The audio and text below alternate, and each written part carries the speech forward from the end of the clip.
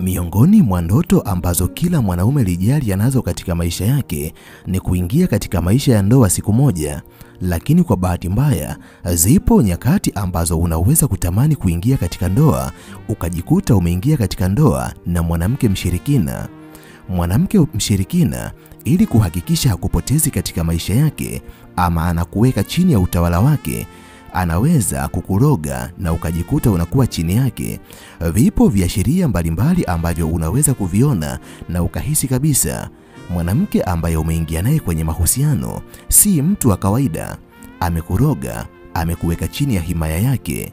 Ndani ya video hii nitakwenda kukuambia ishara mbalimbali ambazo ukiziona katika maisha yako ujue kuna uwezekano mkubwa mwanamke ambaye umeingia naye katika mahusiano ni mshirikina na amekuroga, upo chini ya himaya yake.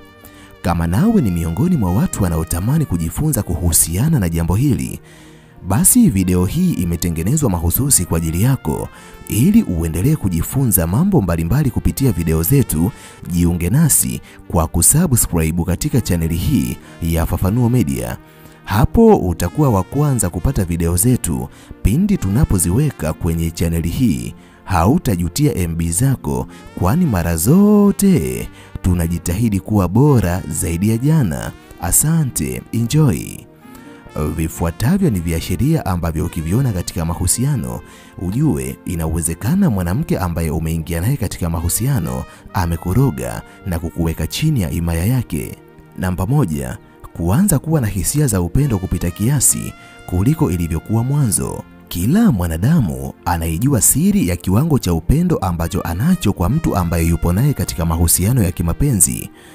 Zipo baadhi ya nyakati ambazo unajikuta umeanza kumpenda mtu kuliko ilivyokuwa mwanzo. Unapojaribu kuchunguza ni kitu gani ambacho kinapelekea hisia hizo kuongezeka na kufurika moyoni mwako kiasi cha kuathiri hata uamuzi wako, unashindwa kujua ni kwa sababu gani umekuwa katika hali hiyo. Wakati mwingine hata unapotakiwa kumueleza makosa ambayo ameyafanya, unashindwa kwa sababu unahofia utampoteza. Mara nyingi mwanaume ambaye amerogwa katika mahusiano hana ujasiri wa kuwa na msimamo na kusimamia malengo na falsafa zake katika mahusiano, kwani huwa ni mtu ambaye anajihisi amependa kupita kiasi katika kiwango ambacho hawezi kuzungumza chochote mbele ya mwanamke ambaye yupo naye katika mahusiano, kwani muda mwingi anakuwa anahofia kumpoteza mwanamke ambaye yupo naye kwenye mahusiano. Anakuwa hawezi kumkosoa wala hawezi kumwacha wala hawezi kuzungumza ukweli ambao mwanamke alitakiwa kuelezwa.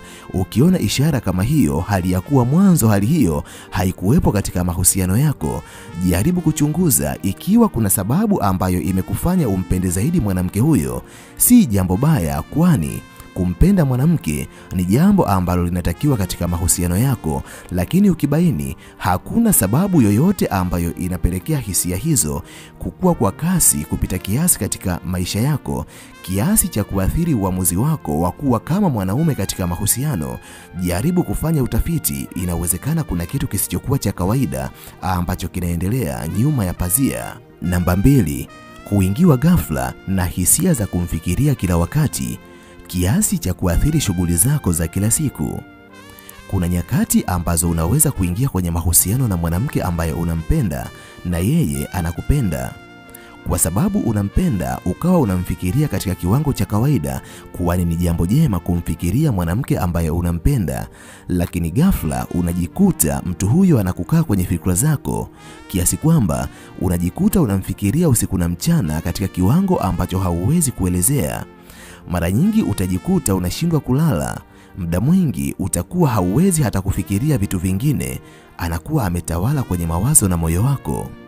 Kila muda ukijaribu kumtoa akilini inashindikana, na hali hii inakujia ghafla hali ya kuwa ni mtu ambaye ulishaishi naye kwenye mahusiano kwa kipindi kirefu.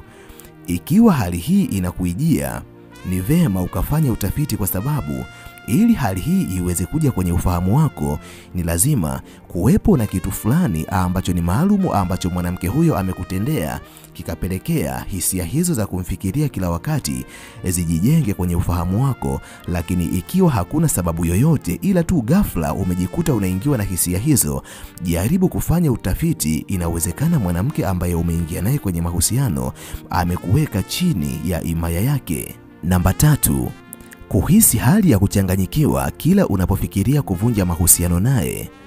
Kuna nyakati unapokuwa kwenye mahusiano na mtu fulani, kuna makosa ambayo anaweza kuwa ameyafanya na ukaona ni wakati sahihi wa kuvunja naye mahusiano, kwa sababu hisia zako zimeshindwa kuvumilia kiwango cha maumivu ambayo anakuzawadia.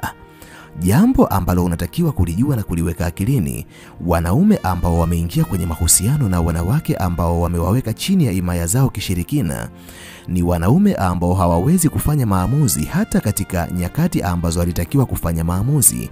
Inawezekana mwanamke huyo akawa anakusaliti kila iitwapo leo, ila unapofikiria kumwacha unahisi uoga mkubwa, unahisi huzuni ambayo hauwezi kuielezea, unahisi unapata hata magonjwa ya ghafla. Kuna wakati ambao unahisi unapata hofu ya kumpoteza katika maisha yako, na unapata mashaka kuwa inawezekana hauwezi kuishi bila yeye. Jambo ambalo unatakiwa kulijua na kuliweka akilini, wakati mwingine wanawake washirikina huwa wanautumia ushirikina ili kuwafanya wanaume ambao wapo nao katika mahusiano wasiwe na maamuzi yoyote. Hata wanaposalitiwa, wawe ni watu ambao hawana mamlaka ya kuvunja mahusiano hayo. Jambo ambalo unatakiwa kulifanya unapohisi hali kama hiyo, jaribu kuchunguza ili uweze kujua ni nini ambacho kinakuzuia kufanya maamuzi kama mwanaume katika nyakati ambazo ulitakiwa kufanya maamuzi. Namba 4, kukosa hisia na hali ya mvuto unapokuwa karibu na wanawake wengine. Wapo baadhi ya wanaume ambao walipoingia kwenye mahusiano na wanawake ambao wana hali za ushirikina, yani wanawake washirikina au wachawi, wanawake hao walipowaweka wanaume hao chini ya himaya zao, waliwaweka wanaume hao katika vifungo ambavyo wanaume hao hawataweza kuwa na hisia na wanawake wengine. Hata inapotokea wakataka kufanya tabia za uchepukaji na wanawake wengine, jongoo huwa anashindwa kupanda mtungi, wanajikuta hawana hisia kabisa hata wanapokuwa karibu na wanawake wazuri kuliko wanawake ambao wapo nao katika mahusiano. Wanaume ambao wamelogwa huwa wanahisi kupoteza hali yao ya wanaume wanapokutana na wanawake wengine mpaka pale wanapokutana na wanawake zao. Jambo ambalo unatakiwa kulijua na kuliweka akilini, mwanaume ni kiumbe mwenye hisia. Mwanaume aliyekamilika ana kawaida ya kuvutiwa na wanawake wazuri au wenye mvuto wanapokuwa karibu yake. Lakini mwanaume aliyewekwa chini ya himaya ya mwanamke kishirikina hawezi kuwa na hisia hizo, kwa sababu yupo katika kifungo bila yeye mwenyewe kujua. Ukiona ishara hii, jaribu kufanya utafiti, kwa sababu inawezekana ukawa umewekwa kwenye kifungo cha kichawi bila wewe mwenyewe kujua. Sishauri kuchepuka katika ndoa, bali kuna hali za kibiolojia ambazo wanaume wanazo. Mwanaume ana hali ya kutamani, pamoja na kuwa anaweza kuzizuia hisia hizo asizitimize, lakini kutamani ni hali ambayo kila mwanaume anayo. Hakuna mwanaume ambaye mwanamke mzuri aliyekamilika anaweza kukatisha mbele ya uso wake na asitamani. Ni jambo la kawaida kabisa mwanaume anapotazama baadhi ya viungo vya mwanamke kuingiwa na hisia za kushiriki tendo la ndoa, lakini kwa sababu yupo katika mahusiano, anachofanya ni kujizuia ili kuilinda heshima ya mwanamke ambaye yupo naye katika mahusiano. Lakini mwanaume ambaye amewekwa chini ya himaya ya mwanamke hawezi kuzihisi hali hizi ndani yake. Namba 5, kuwepo kwa vitu mbalimbali vinavyohusiana na mambo ya kishirikina katika makazi yako. Zipo baadhi ya nyakati ambazo unaweza kuanza kukuta hirizi katika maeneo mbalimbali ya nyumba yako, ama dawa za kichawi au vitu mbalimbali vya ajabu ambavyo hauelewi vimefikaje kwenye makazi yako, na unapojaribu kufuatilia haupati majibu ya wazi.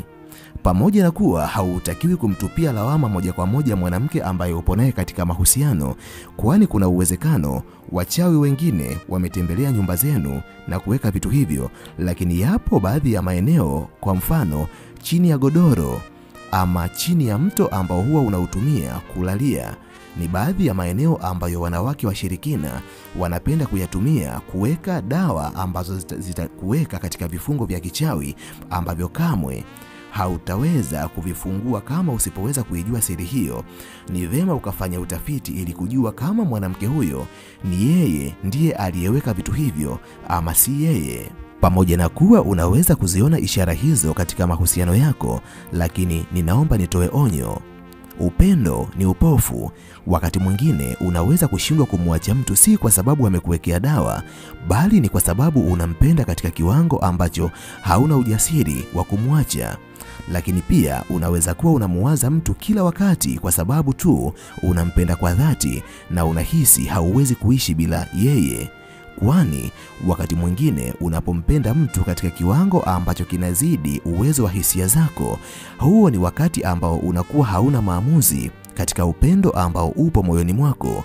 Si kila hisia ambazo zinakujia basi ukahukumu moja kwa moja kuwa mwanamke amekuloga.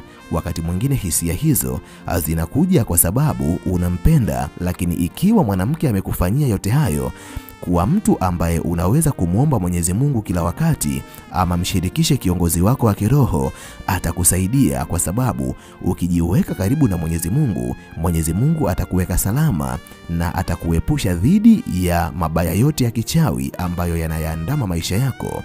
Ninatamani ningeendelea, lakini kwa sababu ya usalama wa MB zako ninaomba niishie hapa. Nikutakie wakati mwema na tukutane tena katika video ijayo. Asante, bye.